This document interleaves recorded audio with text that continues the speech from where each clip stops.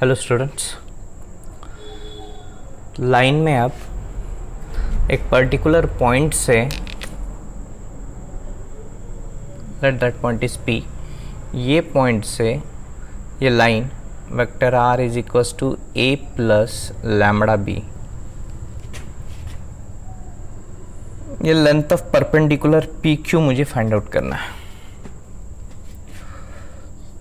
मतलब क्वेश्चन में हमको पॉइंट P दिया है, इस पॉइंट P से स्पेस में ये जो लाइन फॉर्म हो रही है vector R is equals to A plus lambda B, इस लाइन के ऊपर अगर इस पॉइंट से मैं परपेंडिकुलर डालूं तो वो मुझे length of perpendicular find out करना है, या हम इसे ऐसे भी बोल सकते हैं distance of a point P from the line vector R is equals to A plus lambda B। इसके दो मेथड, एक वेक्टर मेथड और एक कार्टेशियन मेथड। तो वेक्टर मेथड हम देखते हैं। ओके, ये पॉइंट P है, इसको वेक्टर फॉर्म में हम बोलते हैं वेक्टर अल्फा। ओके, अब ये लाइन है तो इस लाइन के ऊपर एक पॉइंट है, वो पॉइंट को मैं बोल रहा हूं वेक्टर A। ओके, तो हमने बचपन में पाइथागोरस थ्योरम पढ़ा है। अगर मैं इसे ज्वाइन कर दूं तो ये ट्राइंगल हो जाएगा। Let I am saying that it is a triangle PAQ. In triangle PAQ by Pythagoras theorem, मैं इसे क्या लिखूंगा? PA square is equals to PQ square plus AQ square. मुझे length of perpendicular PQ find out करना है। Can I write then PQ square is equals to PA square minus AQ square. That is, मुझे अगर PQ find out करना है, ये PQ होगा under root of PA square minus AQ square। तो मुझे ये PA का डिस्टेंस अगर पता चल गया और AQ पता चल गया, या AQ मैंने फाइंड आउट कर लिया, तो ये फॉर्मूला के ऊपर से मैं length of perpendicular find out कर लूंगा। ओके, अब ये पोजीशन वेक्टर है और पॉइंट ए भी पोजीशन वेक्टर है, तो दो वेक्टर के बीच का डिस्टेंस हम डायरेक्टली फाइंड आउट कर सकते हैं। तो मैं इसे वेक्टर AP लिखता हूं। दिस वेक्टर AP का मॉड्यूलस क्या होगा? The modulus of AP is nothing but modulus of vector alpha minus a. ये डायरेक्ट फाइंड आउट कर सकते हैं। ओके, अब रहा वेक्टर AQ। मुझे length of AQ find out करना है।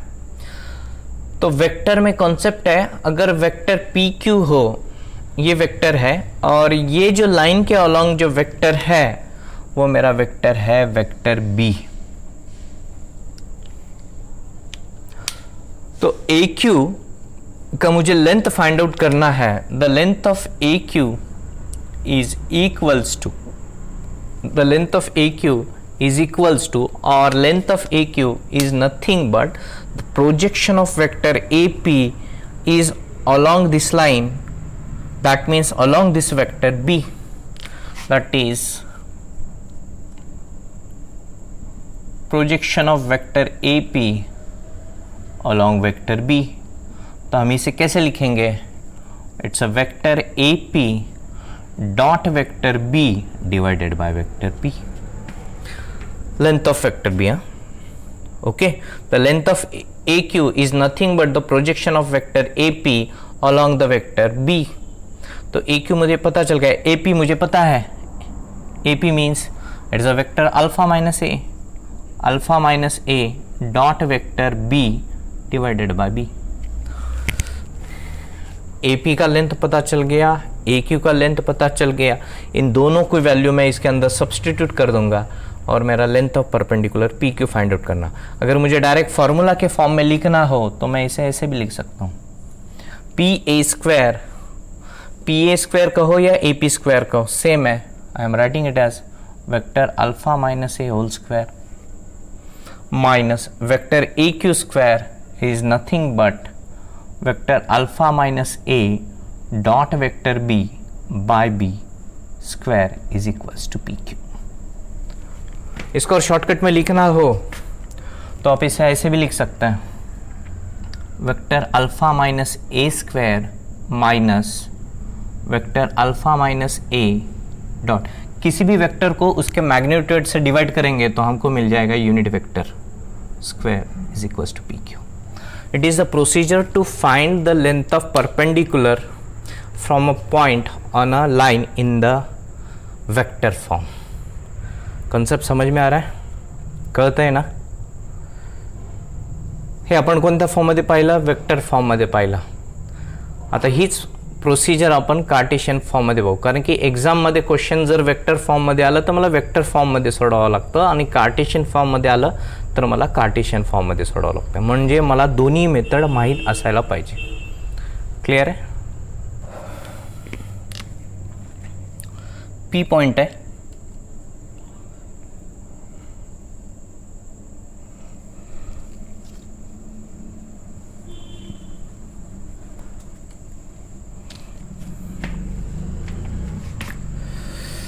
ये लाइन है. The equation of line is x minus x1 by a, y minus y1 by b, z minus z1 by c. Okay, यहाँ पर पॉइंट P है, उसके coordinate है x dash comma y dash comma z dash. मुझे इस question में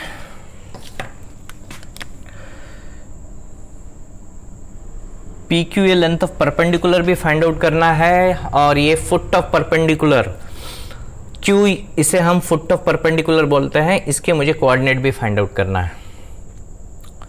इसके दो मेथड है, एक प्रोसीजर है, एक इसका डायरेक्ट फॉर्मूला है. तो एक प्रोसीजर दिखाता हूं, फिर हम फॉर्मूला की तरफ देखेंगे. अब ये पॉइंट क्यू जो है इस लाइन के अलोंग है. ओके, इसे हम लैम्बडा कंसिडर करते हैं. तो ये जो पॉइंट Q होगा, it will satisfy this line x minus x1 by a, y minus y1 by b, z minus z1. Satisfy करता मतलब x, y, z को अगर मैं Q के कोऑर्डिनेट रख दूं तो इसको सैटिस्फाई करता है. मैंने प्रीवियस एक्सरसाइज में देखा है. तो इस Q को हम ऐसा लिख सकते हैं, x minus x1 by a is equal to lambda. तो इसके ऊपर से क्या हो जाएगा, x minus x1 by a is equal to lambda. अगर Q के पॉइंट में x, y, z कंसिडर करूं तो x इज इक्वल टू क्या हो जाएगा, a लैम्बडा, और ये माइनस x1 इधर शिफ्ट हुआ है, x1 प्लस a लैम्बडा हो जाएगा.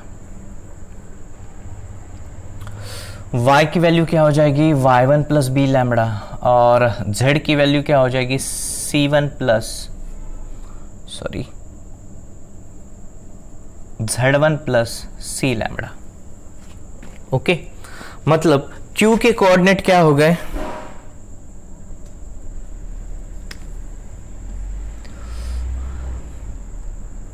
x1 plus a lambda comma y1 plus b lambda और z1 plus c lambda. Okay, अभी Q के कोऑर्डिनेट फाइंड आउट करने के लिए मुझे सिर्फ लैम्बडा पता होना चाहिए. अगर प्रोसीजर से सिंप्लीफाई करना है तो मैं क्या देख रहा हूं, ये पी क्यू ये लाइन को परपेंडिकुलर है. तो वेक्टर में हमने पढ़ा है जब दो वेक्टर परपेंडिकुलर हो तो उनका डॉट प्रोडक्ट क्या होना चाहिए, 0. किसका dot product, D R S का डॉट प्रोडक्ट. तो ये लाइन के अलोंग जो वेक्टर है उसका डी आर एस है ए बी सी. अब ये जो लाइन है पी क्यू, इस पी क्यू का डी आर एस क्या होगा, ये पी पॉइंट है तो ये डी आर एस नहीं होगा. तो मुझे क्या करना पड़ेगा, इन दोनों पॉइंट का डिफरेंस मतलब डीआरएस होता है. तो मैं पी क्यू फाइंड आउट कर लूंगा. तो पी क्यू क्या होगा, इसे वेक्टर अगर मैं पी क्यू लेता हूं तो क्या होगा, ये दो पॉइंट का difference x1 plus a lambda minus x dash, y1 plus a lambda minus y dash, और z1 प्लस ए लैम्बडा नहीं, ये b लैम्बडा है, और ये c lambda minus z dash. It's D R S of vector P Q. Are you getting this one? अब ये दो vector, दो लाइन परपेंडिकुलर है, मतलब इन दोनों के अलोंग जो वेक्टर्स है उनके DRX का डॉट प्रोडक्ट क्या होना चाहिए, 0 होना चाहिए। तो ये वेक्टर PQ के DRS ये और ये लाइन के अलोंग के DRS ABC, इन दोनों का डॉट प्रोडक्ट मैं 0 लूंगा। दैट इज उसको हम ऐसे बोलेंगे vector PQ dot vector B is equals to 0। इसके ऊपर से हम लैम्बडा फाइंड आउट कर लेंगे, लैम्बडा फाइंड आउट कर लेंगे और वो लैम्बडा की वैल्यू इसके अंदर रख देंगे, तो हमको क्या मिल जाएगा, फुट ऑफ परपेंडिकुलर मिल जाएगा। अगर ऐसा प्रोसीजर नहीं करना चाहते हो और डायरेक्ट लैम्बडा फाइंड आउट करना चाहते हो, तो उसका डायरेक्ट लैम्बडा का फॉर्मूला है x dash minus x1 into a plus y dash minus y1 into b plus z dash minus z1 into c by a square plus b square plus c square. Lambda का direct find out करने का direct formula है, इसके ऊपर से lambda find out कर लो और इस वैल्यू में अगर रख दोगे तो हमको क्या मिल जाएगा, Q मिल जाएगा। Are you getting this one? Q मिल जाने के बाद तुम distance find out, distance formula के ऊपर से PQ फाइंड आउट कर सकते हो। Find PQ using distance formula. Are you getting this one? Okay. Next is distance between skew lines.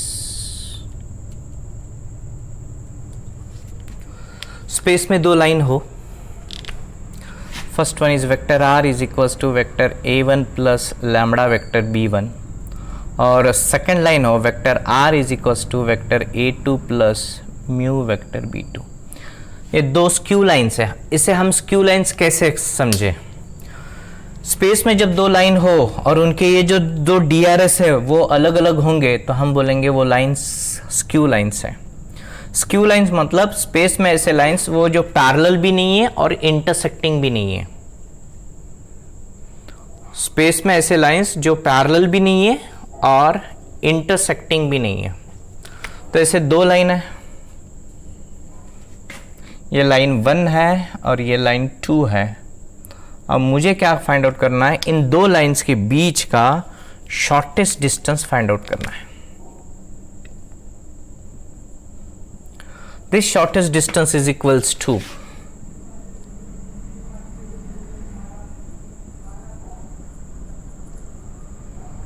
is equals to vector A2 minus A1 dot vector B1 cross B2 divided by magnitude of vector B1 cross B2 whole magnitude। distance है always positive होना चाहिए, absolute value। are you getting? vector A2 minus A1 dot B1 cross B2 divided by B1 cross B2। ये कौन सा form हुआ, vector form. अगर skew lines Cartesian form में हो,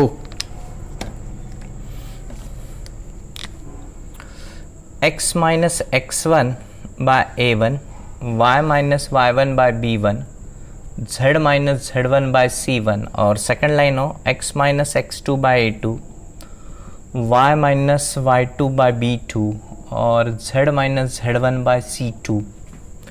ये दो स्क्यू लाइंस है और मुझे इन दोनों के बीच का शॉर्टेस्ट डिस्टेंस फाइंड आउट करना है। तो शॉर्टेस्ट डिस्टेंस होगा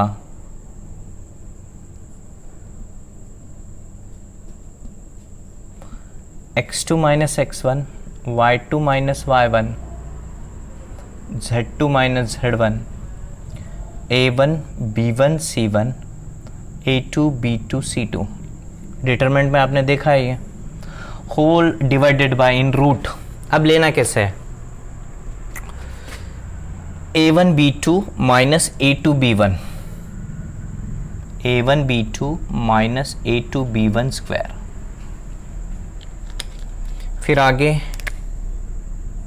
इन दोनों के बीच का प्रोडक्ट और इन दोनों के बीच के प्रोडक्ट का डिफरेंस का square plus b1 c2 minus b2 c1 square plus root में ये इन दोनों का a1c2 minus a2c1 whole square.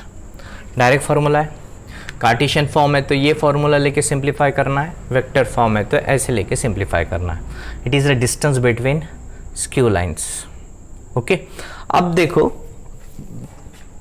दो लाइंस अगर इंटरसेक्टिंग हो, दो लाइंस अगर इंटरसेक्टिंग हो, ये दोनों लाइनें इंटरसेक्ट हो रहे हैं यहाँ पर, तो ऑब्वियसली इन दोनों लाइन के बीच का डिस्टेंस कितना होना चाहिए? इंटरसेक्टिंग है मतलब डिस्टेंस है ही नहीं, ज़ीरो। मतलब दो लाइन अगर इंटरसेक्टिंग हो तो ये जो वैल्यू है वो क्या होना चाहिए? ज़ीरो, क्योंकि ये रैशनल फॉर्म है, आंसर इसका ज़ीरो चाहिए, मतलब न्यूमरेटर ज़ीरो चाहिए। तो a2 minus a1 b1 cross b2 अगर इसकी वैल्यू ज़ीरो हो तो हमें समझना चाहिए लाइंस क्या है? इंटरसेक्टिंग है। या अगर determinant of this one zero हो जाए, कभी कभी क्वेश्चन में हमको सिर्फ क्या पूछता है, whether check the lines are intersecting और नॉट। प्रीवियस क्वेश्चन में एक्सरसाइज में हुआ था एक क्वेश्चन, सिर्फ अगर हमको इंटरसेक्टिंग है या नहीं चेक करना है तो मैं इस डिटरमिनेंट की वैल्यू जीरो है या नहीं चेक कर लूंगा। x2 minus x1, y2 minus y1, z2 minus z1, a1 b1 c1, a2 b2 c2। अगर ये डिटरमिनेंट की वैल्यू जीरो आ जाए तो मैं बोल दूंगा लाइन्स इंटरसेक्टिंग है। अगर नहीं जीरो आती है तो नॉन इंटरसेक्टिंग है। Are you getting this one? Skew. Next is, now we have to see distance between parallel lines। अगर स्पेस में दो लाइन हो, लाइन 1 एंड लाइन 2, और वो दोनों पैरेलल है, तो उन दोनों लाइन का DRS सेम होना चाहिए। इस लाइन का अगर DRS या दिस लाइन के अलॉन्ग वेक्टर b है तो ये भी लाइन के अलॉन्ग जो होगा वेक्टर, उसका भी DRS सेम होना चाहिए। मतलब ये line vector r is equals to a1 plus lambda b है, तो ये लाइन होगी vector r is equals to a2 plus mu vector b। अगर ये DRS अलग अलग हो तो अभी देखा हमने वो क्या होना चाहिए? Skew lines. अगर ये दोनों सेम है तो पैरेलल लाइंस। तो हम डिस्टेंस देखते हैं, the distance between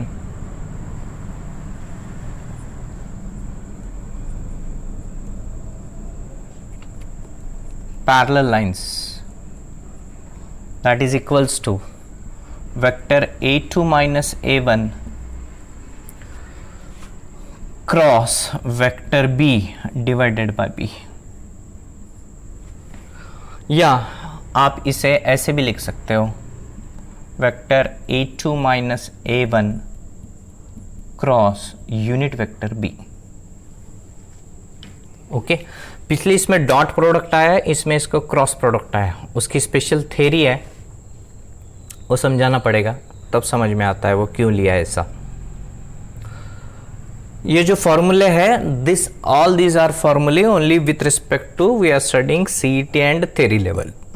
for the JEE level हमको स्पेशल पढ़ना पड़ेगा। ओके, पहले आप इसे परफेक्ट कर लेना, उसके बाद इसका हायर वर्जन हम देखेंगे।